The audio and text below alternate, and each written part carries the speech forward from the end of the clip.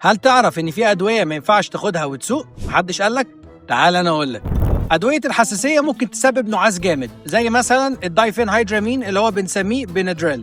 أدوية البرد والكحة ممكن تسبب دوخة وتشويش، زي إيه مثلا؟ زي الأدوية اللي فيها ديكستروميثورفان أو كودايين. أدوية المسكنات الشديدة ممكن تسبب تباطؤ في رد الفعل ودوخة، زي مثلا الترامادول والمورفين. أدوية القلق ممكن تسبب فقدان تركيز ونعاس، زي إيه مثلا؟ البرازولام والدايازيبام. بعض أدوية الاكتئاب ممكن تأثر على التوازن والانتباه، خصوصا لو في البداية. طب تعال نقول ليه هي خطر. المشكلة في تباطؤ رد الفعل لو أنت سايق، وده اللي بيسبب حوادث كتيرة، اللي بتسبب نعاس مفاجئ، دوخة، تشويش، ده كله خطر.